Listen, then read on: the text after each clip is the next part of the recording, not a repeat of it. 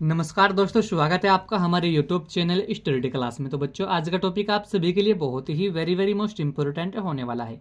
बच्चों, आज की इस छोटी वीडियो के माध्यम से हम आपको बहुत ही सिंपल भाषा में समझाएंगे कि जैव प्रदूषण रोकने के उपाय क्या होते हैं, क्योंकि यह टॉपिक बच्चों हर साल बोर्ड एग्जाम में 5 नंबर में पूछा जाता है। तो हम आपको बहुत ही सिंपल भाषा में समझाएंगे, क्योंकि यह टॉपिक कक्षा 10वीं क्लास और 12वीं क्लास के छात्रों के लिए बहुत वेरी मोस्ट इंपॉर्टेंट टॉपिक है। तो बच्चों देखिए, जैव प्रदूषण रोकने के उपाय। तो बने रहना वीडियो में लास्ट तक। जो हमारे चैनल पर आप पहली बार आए हो तो हमारे चैनल को सब्सक्राइब करो और बेल आइकन को प्रेस करो, जिससे कि आने वाली नेक्स्ट वीडियो का नोटिफिकेशन आप सभी को मिलता रहे। तो देखिए बच्चों, जैव प्रदूषण रोकने के उपाय। इसमें सबसे पहले बच्चों आपको हेडिंग डालनी है, पर्यावरण को स्वच्छ बनाए रखकर।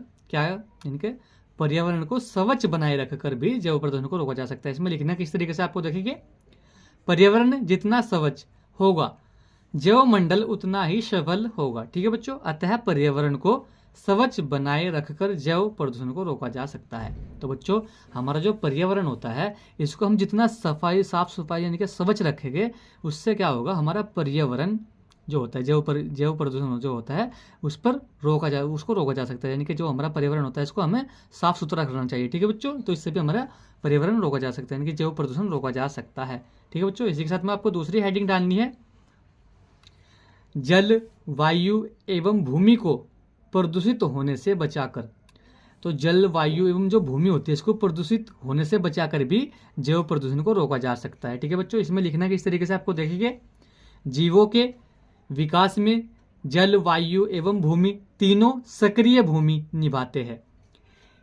इन तीनों को स्वच्छ रखकर जैव प्रदूषण को रोका जा सकता है। ठीक है बच्चों, यानी कि जो जल, भूमि और वायु होती है, जब इनको हम प्रदूषित होने से बचाते हैं तो इनसे क्या होगा, जो हमारा जैव प्रदूषण है उसे रोका जा सकता है, क्योंकि जीवों के विकास में जल, वायु एवं भूमि तीनों ही सक्रिय भूमिका निभाते हैं और इन तीनों को स्वच्छ रखकर जैव प्रदूषण को रोका जा सकता है। ठीक है बच्चों, इसी के साथ में आपको तीसरी हेडिंग डालनी है बच्चों, खाद्य पदार्थ यानी खाद्य पदार्थों की स्वच्छता का ध्यान रखकर। तो बच्चों, जो खाद्य पदार्थ होते हैं, जो खाने पीने वाले पदार्थ होते हैं, इनकी स्वच्छता पर ध्यान रखकर भी जैव प्रदूषण को रोका जा सकता है। इसमें लिखना किस तरीके से आपको देखेंगे, भोजन जीवों के जीवन का आधार है। यानी कि जो भोजन होता है, जितने भी जीव होते हैं उनके जीवन का आधार होता है, और खाद्य पदार्थ जितने स्वच्छ होंगे जैव प्रदूषण उतना ही कम होगा। ठीक है बच्चों, तो जो खाद्य पदार्थ होते हैं इनकी स्वच्छता का ध्यान रखना भी जैव प्रदूषण को रोका जा सकता है। ठीक है बच्चों, इसी के साथ में आपको चौथी हेडिंग डालनी है बच्चों,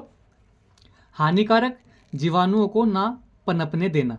जो हानिकारक जीवाणु होते हैं, इनको ना पनपने देना भी जैव प्रदूषण को रोका जा सकता है। इसमें लिखना किस तरीके से आपको बोर्ड एग्जाम में देखिए, हानिकारक कीटाणु जैविक प्रदूषण फैलाने में बड़ा सहयोग देते हैं, अतः इन्हें नहीं पनपने देना चाहिए। तो बच्चों, जितने भी हानिकारक जीवाणु होते हैं, इनको नहीं पनपने देना चाहिए, क्योंकि यह जो हानिकारक जो कीटाणु होते हैं, इनके जैविक जो प्रदूषण होता है उसको फैलाने में इनका बड़ा सहयोग देते हैं, अतः इन्हें नहीं पनपने देना चाहिए। ठीक है बच्चों, तो इससे भी जैव प्रदूषण को रोका जा सकता है कि इससे जो हानिकारक जीवाणु होते हैं इनको नहीं पनपने देना चाहिए। ठीक है, इससे हमारा जैव प्रदूषण रोक जाता है। ठीक है बच्चों, इसी के साथ में आपको पांचवी हेडिंग डालनी है, रोग निरोधक यानी कि रोग निरोधक कार्यक्रम चलाकर। तो रोग निरोधक कार्यक्रम चलाकर भी बच्चों जैव प्रदूषण को रोका जा सकता है। इसमें लिखना किस तरीके से आपको देखिए बोर्ड एग्जाम में, जैव प्रदूषण रोकने के लिए रोग निरोधक कार्यक्रम चलाने हेतु यानी कि चलाने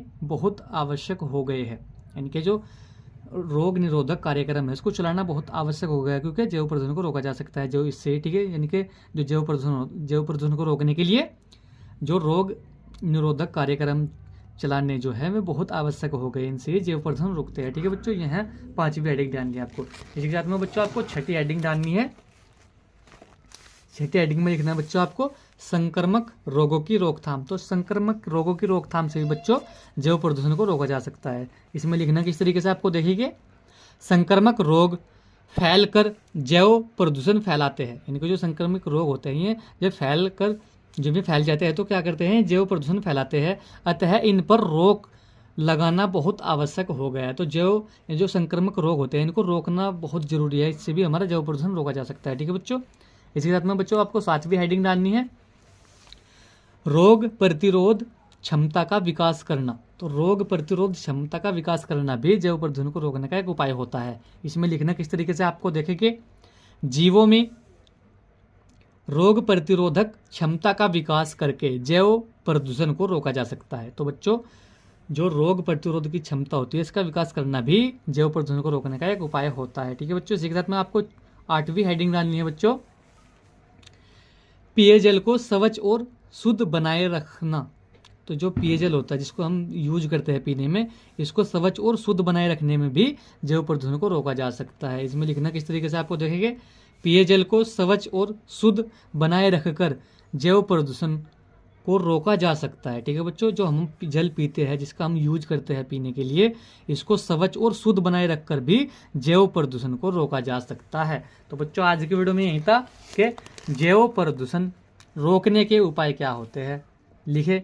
तो यह जो टॉपिक है बच्चों हर साल बोर्ड एग्जाम में 5 नंबर में पूछा जाता है। हमने आपको बहुत ही सिंपल भाषा में 7 से 8 ऐसे उपाय बताए जो कि बहुत वेरी मोस्ट इंपॉर्टेंट उपाय होते हैं जैव प्रदूषण को रोकने के, क्योंकि यह टॉपिक बच्चों कक्षा 10वीं क्लास और 12वीं क्लास के छात्रों के लिए हर साल बोर्ड एग्जाम में 5 नंबर में पूछा जाता है।